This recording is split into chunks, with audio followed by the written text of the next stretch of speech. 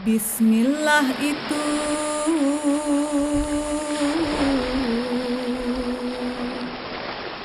permulaan kalam,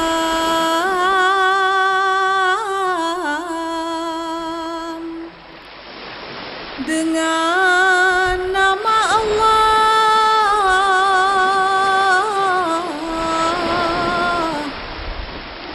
Khalik al-Alam,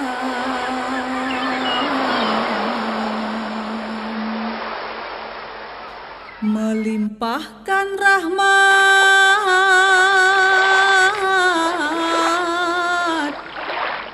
siang dan malam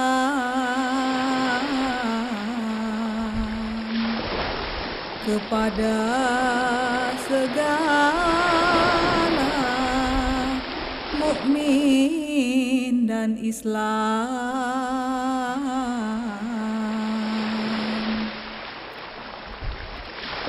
Mula di karang ikan terubuk, lalai memandang ikan di lubuk, hati dan jantung bagai serbuk, laksana kayu dimakan bubuk.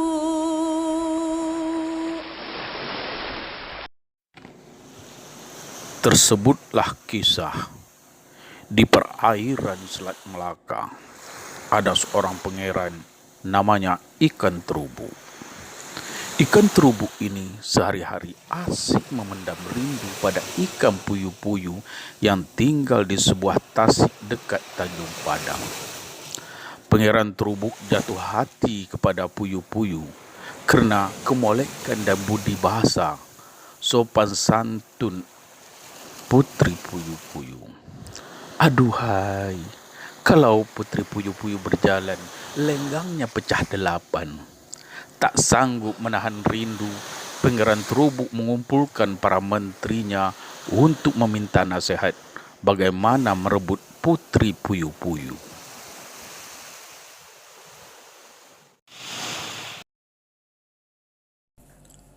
Wahai Datuk Panglima dan rakyatku semua, beta ingin menaklukkan negeri puyuh-puyuh dan beta ingin mempersunting puteri puyuh-puyuh. Jika beta tidak bisa memperisterikan puteri puyuh-puyuh, beta bersumpah pergi membuang diri ke Sailong. Mendengar sumpah pangeran terubuk, para menterinya bersiap untuk berperang dan menyampaikan ikrar. Mereka rela bertarung, mempertaruhkan nyawa demi tuannya. Musyawarah darurat persiapan perang itu diakhiri dengan menyampaikan beberapa peringatan tentang kemungkinan gagal menyerang Tanjung Padang. Setelah itu, mereka pun bersurai. Para menteri, panglima dan rakyat pun balik ke rumah masing-masing. Sebelum sampai di rumah masing-masing, terdengar dialog ikan buntal dan ikan pari.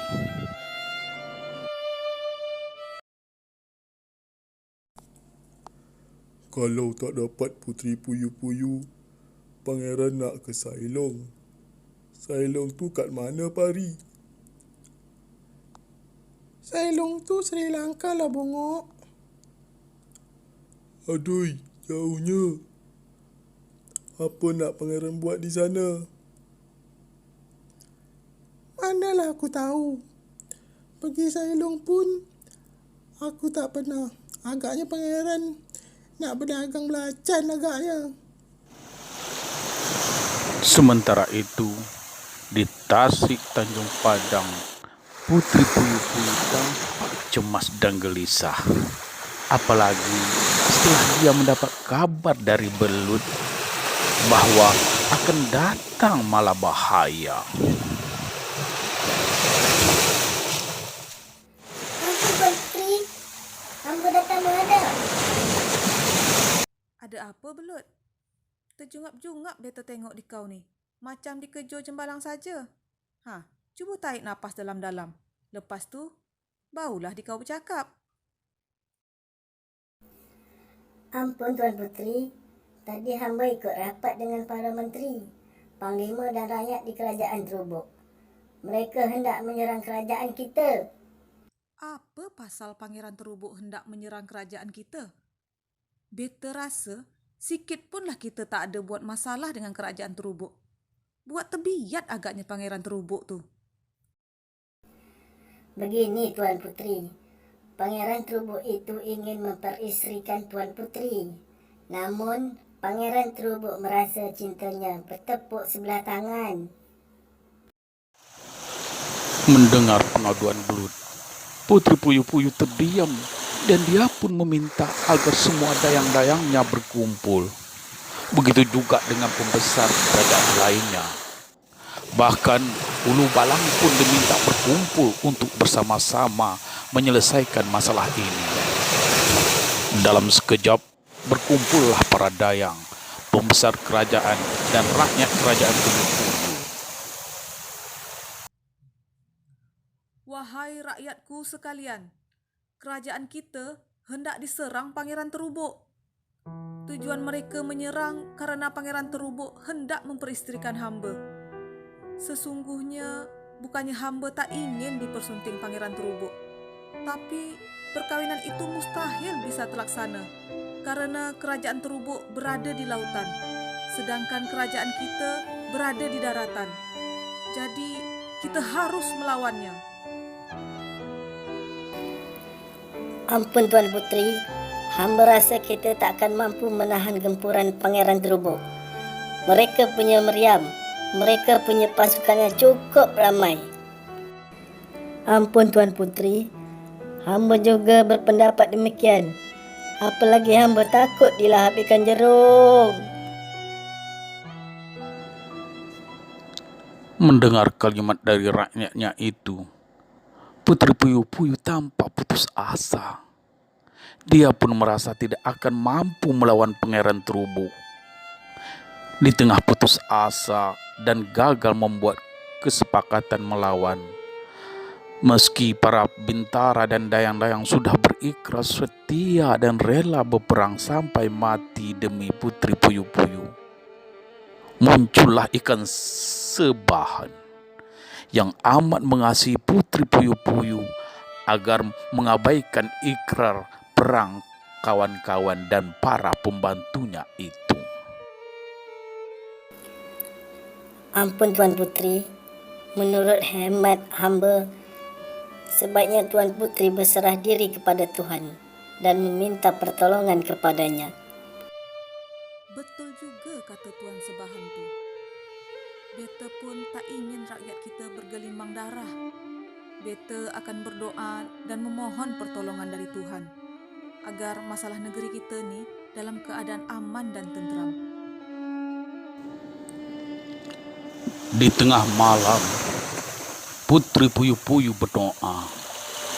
Doanya diijabahkan Tuhan.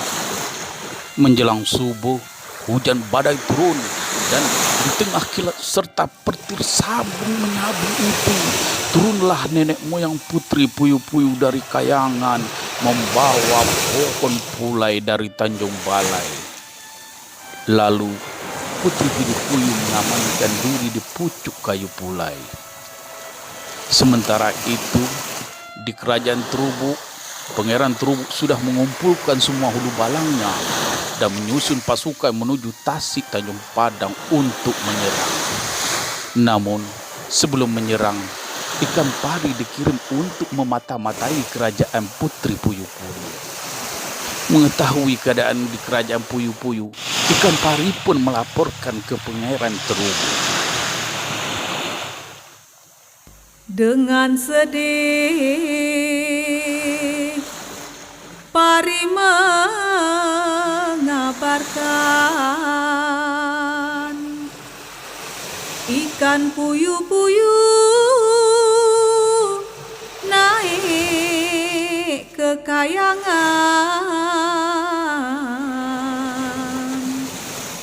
Terubuk merasa putus harapan.